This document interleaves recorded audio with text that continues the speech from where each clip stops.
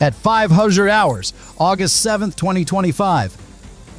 Dawn's breaking over Crimea, but Russia's about to have a real bad morning. Putin's most advanced S-500 system is about to be turned into a pile of scrap metal by Ukrainian drones. Never has $2 billion vanished so quickly. The architects of this chaos are the operators of Ukraine's primary unit watching from a bunker near Odessa. They are conducting a two-pronged strike, a perfectly synchronized hunt. The first hunting party is the distraction. 8 FPV kamikaze drones are streaking towards Sevastopol harbor, their target a sleek BK-16 landing craft. Their mission: create a loud, fiery problem that Russia can't ignore. But the real mission, the one that will echo in the Kremlin, is being carried out by the second hunting party. 7 more FPV drones are silently climbing the cliffs of Patriot Mountain. Their target is the 98L6 Yenisei radar. It's not just a radar, it's the crown jewel, the $200 million nervous system of Russia's entire multi-billion-dollar S-500 Prometheus program. The S-500 is Moscow's final answer to the West's most terrifying weapons. It was built to do the impossible: track and shoot down America's invisible F-22 and F-35 stealth jets, intercept ballistic missiles arcing through space, and even destroy hypersonic weapons moving at over 5 times the speed of sound. This system was designed to make Crimea an impenetrable fortress, the ultimate symbol of Russian power. And the Yenisei radar is what makes it all work. Without it, the S-500 is just a collection of very expensive, very dumb missile launchers. And today it's being hunted by a handful of $500 drones. Both groups are exploiting the same simple law of nature. While Russia's powerful radars scan the skies, their beams fire in a straight line. By flying at a constant altitude of just 130 feet, the entire Ukrainian swarm is moving underneath those beams, using the Earth's own curvature as an invisibility cloak. The final countdown has begun. As Russian commanders are about to be distracted by a boat turning into a barbecue, the brain of their most advanced weapon system is about to get permanently shut down. With a final command from Odessa, the swarm cleaved in two, each with a distinct and deadly purpose. The first group, the distraction, screamed south toward Sevastopol. The second, the kill strike, began its silent ascent toward the Patriot Peak. The 8 FPV kamikazes and 5 decoys of Group Barbecue were now entering hostile territory. As they closed within 30 miles of the coast, the invisible wall of Russian electronic warfare surged to life. It wasn't a blind barrage. It was a sophisticated, layered defense. First came the GPS, spoofing a subtle attempt to feed the drones false location data and make them think they were lost over the open ocean. The drones' onboard AI instantly flagged the discrepancy. Their internal inertial navigation units, which track movement by feel rather than by satellite, recognized the spoofing attempt for what it was: a lie. The drones ignored the false signals and held their course, guided by the laws of physics. 8 seconds after the spoofing failed, the Krasuka 4 jamming kicked in, screens flickering at 5:02 hours. In the Odessa bunker, the operator's screens for Group Barbecue flickered and went dark one by one. The connection was severed. They were now completely blind, trusting entirely in the programming and the AI they had installed. For a moment, there was nothing but silence. On a Russian radar console in Crimea, a young operator saw a flicker of electronic noise on his screen, a momentary blip in the storm of their own jamming. He squinted, watched it for a second, and then dismissed it as a system glitch or atmospheric interference. He had no idea he had just seen the ghosts of 7 FPVs and their decoy escorts fly right past his post. Now, through the electronic gauntlet, the drones were on their own. The 5 decoys activated their broadcast modules, flooding the harbor's defense radars with a blizzard of false targets. On Russian screens, 8 drones suddenly looked like 80. Through the chaos, the lead FPV kamikaze broke through the morning mist. Below the Sevastopol harbor lay waking. And there it was, the BK-16, a 45-foot shadow tied to the pier. The drone's AI didn't see a boat. It saw a pre-assigned target box. It saw fuel tanks. And it adjusted its course, beginning its final autonomous dive. While Group Barbecue was making all the noise, the second hunting party, 7 FPV kamikazes and their 5 decoys, was performing a much more delicate operation. Their target wasn't at sea level. It was perched 4,000 feet up on the jagged peak of Patriot Mountain. Their mission: to sneak into the throne room and kill the king. Their approach wasn't a straight line. They used the mountain itself as their shield, flying a corkscrew path up the cliffs using the terrain to mask their approach from any low-altitude radar systems. The wind up here was treacherous, gusting unpredictably, forcing the operators in Odessa to make constant, minute adjustments. This wasn't a simple dive. It was high-stakes aerial rock climbing. At the peak, the beast was stirring.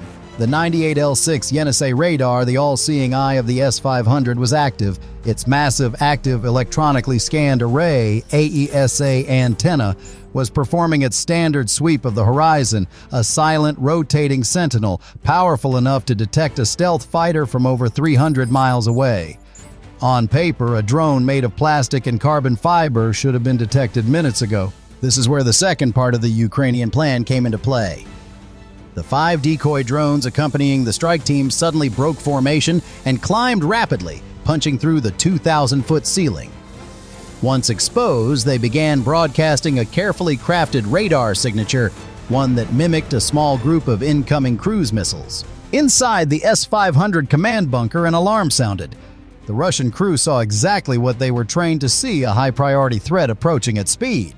To get a better lock, they switched the Yenisei from its wide 360-degree search mode to a narrow, high-power sector scan, focusing all of the radar's immense energy on the cruise missiles. It was the perfect trap. By forcing the Yenisei to stare intently at one slice of the sky, they had just created a massive blind spot everywhere else. Seizing the moment, the 7 FPV kamikazes, which had been lurking below the radar's line of sight, surged forward. They flew straight through the newly created gap in coverage, completely invisible to the multi-billion-dollar system. The lead drone cleared the final ridge. Its camera feed, grainy but clear, stabilized on the target. There it was, the massive, intricate face of the Yenisei's AESA antenna spinning slowly, completely oblivious. The AI locked on. But the drone holds its position, lurking just out of sight. The attack on the mountain hasn't begun yet. The plan is a masterpiece of timing, a perfect loop of cause and effect. The first move was creating Yenisei's tunnel vision. By forcing it to stare at the decoy missiles, Ukraine had created a temporary safe highway through Crimea's main air defense umbrella.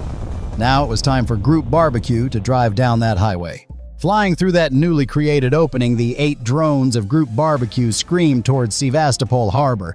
Yet a safe corridor from high-altitude radar doesn't mean you're invisible. On the deck of the BK-16, a Russian sailor on watch heard at first a high-pitched angry whine that sounded like a million enraged hornets. He looked up, his eyes widening in horror. Drones! Chaos erupted on the 45-foot boat.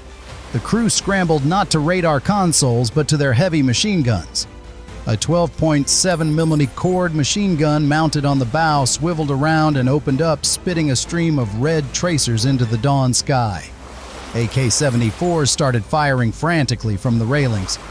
It was a desperate, panicked wall of lead aimed at the incoming swarm. For the drone operators in Odessa, this was the hardest part. They weren't flying against a computer anymore. They were flying against panicked humans with live ammunition. The drones jinked and weaved, their AI executing wild, evasive maneuvers. Fountains of water erupted around them as bullets stitched across the sea's surface. One drone flew directly through a stream of tracers and simply vanished. A $500 asset sacrificed to occupy the gunner's attention for 3 critical seconds. The drone's camera shook as tracers zipped past its AI, executing a sharp barrel roll to dodge the hail of lead heartbeats away from impact. But the Russians couldn't shoot at all of them at once.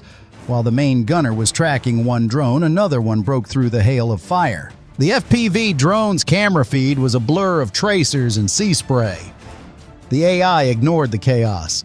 It had one objective. It slammed into the BK-16 just below the deck, right where the fuel tanks were stored. The resulting explosion was massive. The boat didn't just burn, it erupted in a 2,000-degree fireball ripping through its fuel tanks. That detonation became the single biggest attention magnet in all of Crimea. Every Russian commander, every air defender, every officer's attention was now violently yanked to the column of black smoke rising from their strategic harbor.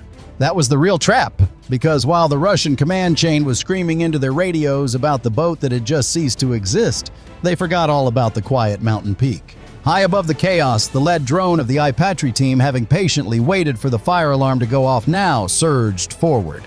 The S-500 crew, their attention diverted by the crisis in the harbor, never saw the final fatal attack on their own screens. The drone closed the final distance. The brain of the S-500 was about to be shut down, and it never even saw the punch coming.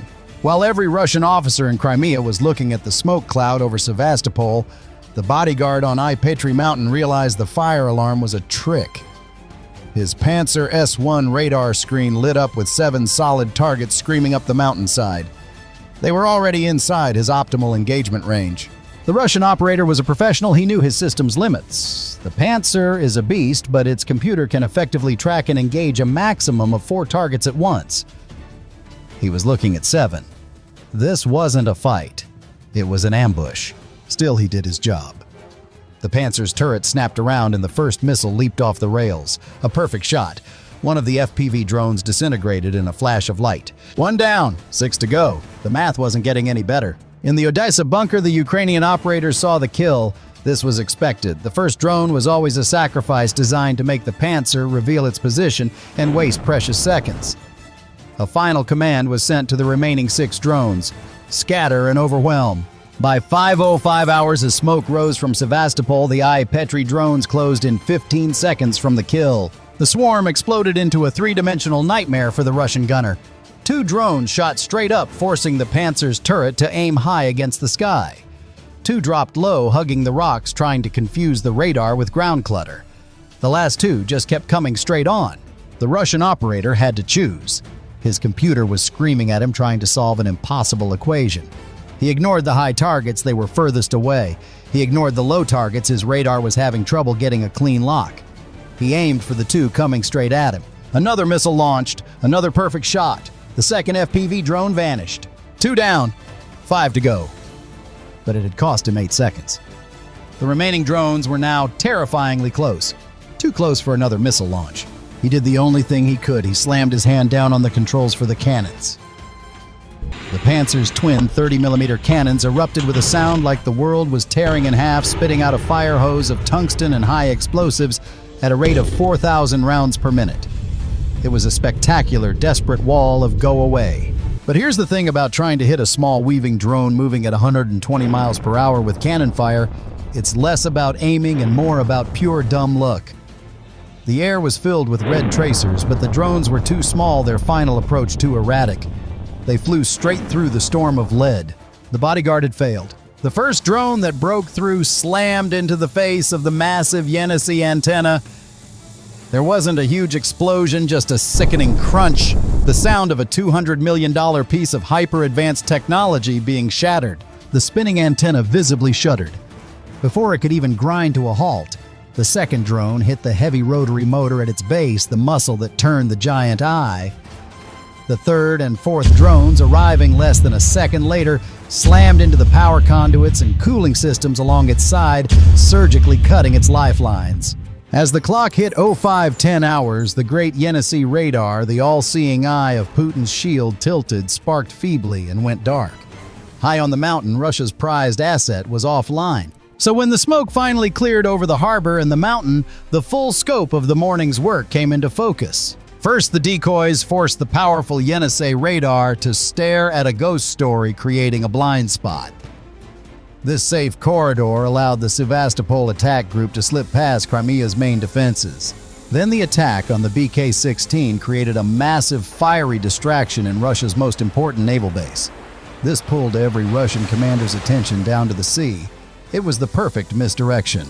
And in that moment of induced chaos, while everyone was looking at the fire, the drones waiting patiently at Petri surged forward and killed the unguarded Yenisei. The burning boat was the bait that allowed them to kill the beast. It was a perfect checkmate. The strategic result is devastating for Russia.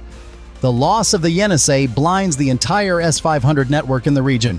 Their ability to detect incoming ballistic missiles, stealth aircraft, and long-range drones over a 370-mile area is now crippled. The impenetrable fortress of Crimea now has a giant gaping hole in its shield. It's another major step in making the entire peninsula untenable for Russian forces. In one morning, less than $10,000 worth of drones, guided by operators with nerves of steel, took out over 205 million of Russia's most advanced military hardware. They prove that in modern warfare, it's not the size of the weapon that matters. It's the cleverness of the warrior who wields it. So what do you think is next on Ukraine's hit list? That bridge, another warship? Let me know your predictions in the comments below.